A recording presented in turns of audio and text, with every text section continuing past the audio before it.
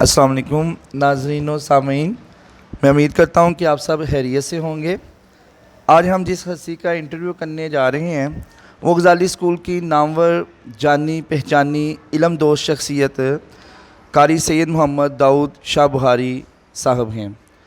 آئیے ہم ان سے ملتے ہیں اور کچھ سوالات کرتے ہیں۔ السلام علیکم داؤد شاہ صاحب، آپ کیسے ہیں؟ وعلیکم السلام ورحمۃ اللہ وبرکاتہ۔ الحمدللہ، اللہ کا فضل ہے، ٹھیک ہوں میں۔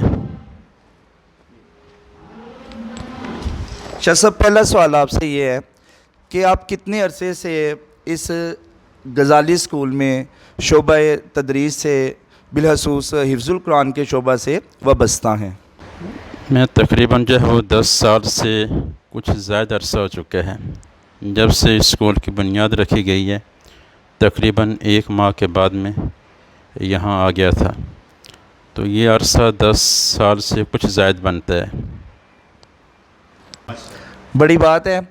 تو اتنا عرصہ آپ نے گزارا اس غزالی اسکول میں، ٹیچرز آتے ہیں 2 سال 4 سال پڑھایا، پھر کہیں کوئی انہوں نے دیکھا کہ بھئی فلاں اسکول میں انہیں کوئی جاب، اچھی کسی جاب کی طرف موو کر گئے ہیں، تو اتنا عرصہ آپ نے اس غزالی اسکول میں گزارا ہے، اس کا سبب کیا ہے؟ ویسے سوال تو آپ کا مختصر ہے کہ اس کا سبب کیا ہے، لیکن اس کا جو جواب ہے وہ ذرا تفصیل طلب ہے۔ وہ پہلی بات تو یہ ہے کہ صرف جو اسکول کے پرنسپل صاحب ہیں سر عمران، ان کے 2 جملے اس کا سبب ہیں، صرف 2 جملے ان کے یہ سبب ہیں میرے 10 سال یہاں گزارنے کے۔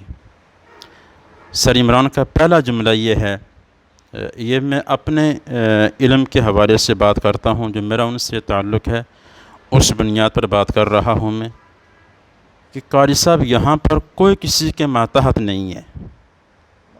ہمارے جب بھی جو ہے وہ میٹنگ ہوئی ہے نا، قاری صاحب یہ بالکل آپ کے دل میں خیال نہ آئے کہ آپ میرے ماتحت کام کر رہے ہیں۔ یہ جو جملہ تھا ان کا نا، پہلا سبب یہ ہے۔ اور سر عمران نے اپنی گفتگو، اپنے کردار، اپنے اخلاق سے اس چیز کو ثابت کیا ہے۔ مجھے یہ محسوس نہیں ہونے دیا کہ میں ان کے محتاط کام کر رہا ہوں میں۔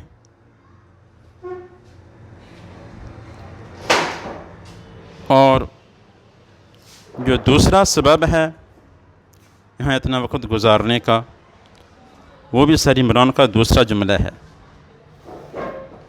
وہ ہمیشہ یہ کہا کرتے ہیں مجھ سے کہ یہ سکول میرا نہیں، یہ سکول آپ کا ہے۔ یہ سر عمران کے یہ 2 جو جملے تھے نا، ان 2 جملوں نے میرا حوصلہ بلند کر دیا، اور ان کے اخلاق اور کردار نے مجھے مجبور کیا کہ میں چاہتے ہوئے بھی یہاں سے نہیں جا سکا میں۔ ٹھیک ہی بات ہے۔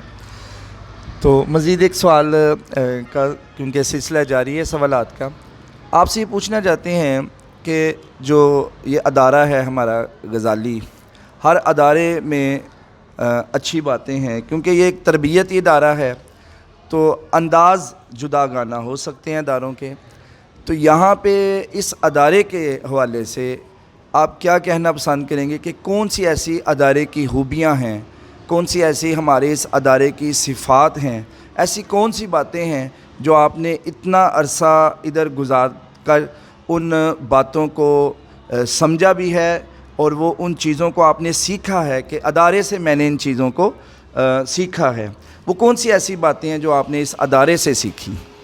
2 باتیں ایسی ہیں خاص طور پر، ویسے تو الحمدللہ غزالی اسکول میں بہت ساری خوبیاں موجود ہیں، لیکن میں 2 کو خاص طور پر ذکر کروں گا۔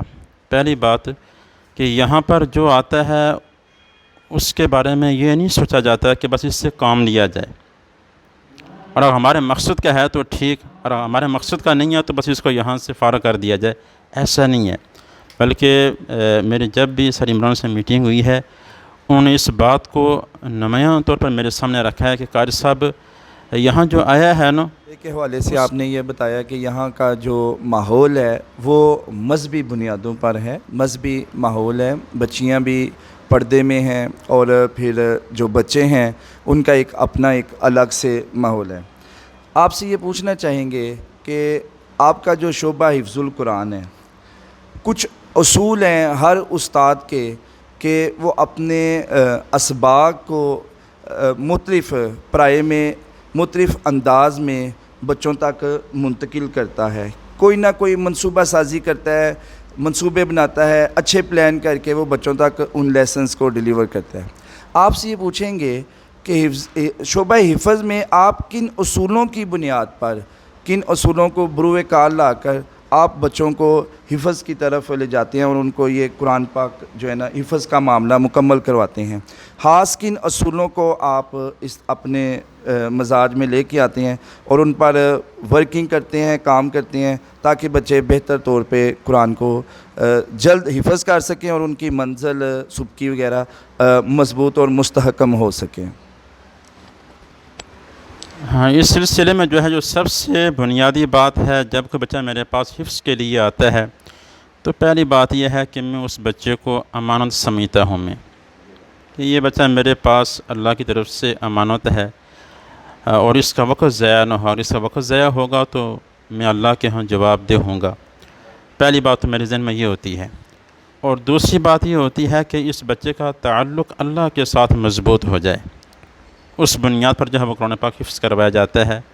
اور تیسری بات بچے کی صلاحیت کو دیکھ کر، اس کی ذہنی استطاعت کو دیکھ کر پھر اس بچے کو لے کر میں چلتا ہوں میں، اور میری کوشش یہ ہوتی ہے کہ بچہ جتنا بھی حفظ کرے اس میں دو باتیں میں خاص طور پر وہ ملحوظ خاطر رکھتا ہوں۔ پہلی بات یہ ہے کہ بچے کا تلفظ، حروف کی ادا اور لہجہ درست ہو، اور دوسری بات یہ ہے کہ جو کچھ حفظ کرے وہ مضبوط ہو۔ جزاک اللہ۔ حجوں کی ادائیگی کے حوالے سے قاری صاحب فرما رہے ہیں کہ خاص توجہ ہے اور منزل اور سبکی پر جو مکمل اختیار ہے وہ۔ یہاں ہمارے پاس بچے بیٹھے ہوئے ہیں، ان کی بھی انشاءاللہ باری لے کے آتے ہیں۔ ایک سوال ہے وہ لازمی آپ سے کرنا چاہیں گے کہ شادی کے حوالے سے کچھ بتائیے کہ آپ کی شادی زندگی میں کس عمر میں جا کے آپ کی شادی ہوئی ہے، اور اپنے بچوں کے حوالے سے میں بتائیں کہ اللہ پاک نے آپ پر کتنی رحمتیں اور نعمتیں بچوں کی صورت میں فرمائی۔ جی، سوال تو آپ کا بڑا مشکل لگتا ہے مجھے، لیکن جو خیر آپ نے سوال کیا، میری جو پہلی شادی ہوئی ہے نا وہ 18 سال کی عمر میں ہوئی ہے، الحمدللہ بہت کامیاب ہوئی ہے، اور جو دوسری شادی ہوئی ہے وہ غالباً 26 سال کی عمر میں ہوئی ہے، اور جو تیسری شادی ہوئی ہے وہ 32 سال کی عمر میں ہوئی ہے، اور الحمدللہ ہر تعداد کے اعتبار سے بس اللہ کا انعام ہے، فضل ہے، الحمدللہ۔ اللہ نے کچھ دیے بھی ہیں، کچھ لیے بھی ہیں، جو ہوا بہتر ہوا، الحمدللہ۔ جزاک اللہ۔